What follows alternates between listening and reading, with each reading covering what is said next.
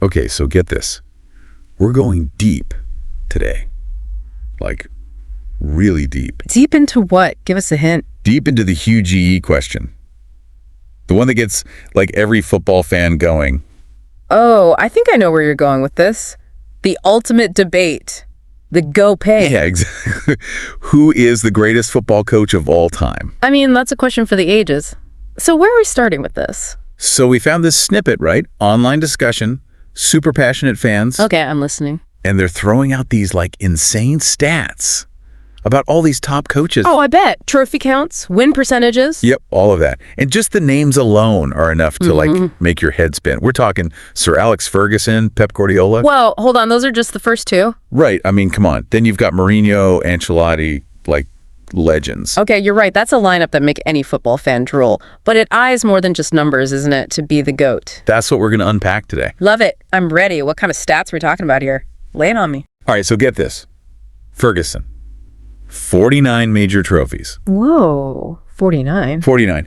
Okay, then you've got Guardiola, right? He's sitting at a cool 38. Still incredibly impressive. Oh, absolutely. And then, get this, a tie.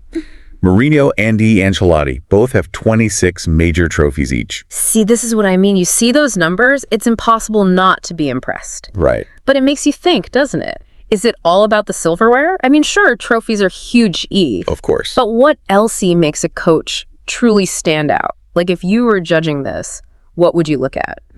That's a good question. Well, I think longevity has to be part of it, right? Definitely. You can't build a dynasty overnight. Like, take Ferguson, right? Yeah. What do you build at Manchester United? That consistency over decades. Exactly. You're not just winning one season. You're shaping a club's identity. Right. But then there's also adaptability, being able to win in different leagues with different teams.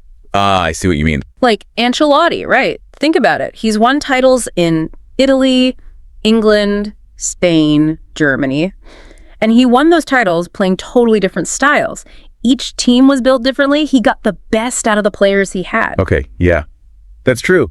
I hadn't even thought about that. Adaptability, that's a hallmark of a great coach. For sure. Because the game changes. Players change. You got to evolve. Right. It's like when Ancelotti went to Real Madrid. People were skeptical he was coming from Everton, which is, not exactly known for their free-flowing attacking football. Exactly. But he shut everyone up. Champions League title. Boom. He embraced a more attacking style and got results. Shows he isn't stuck in his ways, willing to learn and adapt. So are we saying, like, Ancelotti's up there with Ferguson then? I mean, they've both got a case, right? But it's not just about the trophies. Okay, so what else are we looking at? Tactical innovation. The way a coach changes the game itself. Ooh, like Guardiola. Exactly. Even if his total trophy count isn't as high as Ferguson's, his impact on modern tactics is undeniable. Oh, yeah. His Barcelona team. Legendary. Tiki-taka. Exactly. And that possession-based, high-pressing style, so many coaches have tried to replicate it. True. Yeah. But some people might say he just had, like, the best players in the world. That's always the debate with Guardiola, right? But you still need a mastermind to pull it all together. Okay, yeah. His attention to detail, his understanding of space and movement on the pitch, it's on another level. It's like that quote, he overthinks the game, but in a good way. Yeah. He's always pushing boundaries. And developing young players, too. You can't forget that. Absolutely. He nurtures talent and helps them reach their full potential. Okay, so we've got Ferguson, the dynasty builder, Ancelotti, the chameleon, Guardiola, the innovator. And we can't forget Mourinho. Oh, right. The special one. Didn't he, win the Champions League with Porto? He did. That was a massive achievement. Porto weren't considered European giants at the time, but he turned them into champions. Wow, yeah. But I feel like Mourinho's, well... a bit of a divisive figure. Yeah, some people love him, some not so much. And that's the thing, right? A coach's personality, their leadership style, it's all part of their legacy. True. You think about Mourinho, it's the mind games, the charisma, the siege mentality he creates. It's all part of the package. And it's worked for him. He's got the trophies to prove it. You know what's funny, though? What's that? The discussion we're talking about, it doesn't actually say who the greatest coach is. Really? It's more like throwing it out there, stirring the pot, letting people debate it. Which is kind of perfect, don't you think? Because it proves there's no single answer. So it is subjective.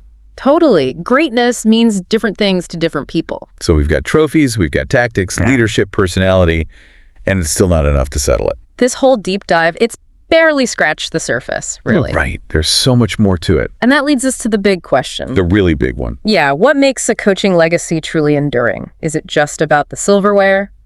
Or is there something more?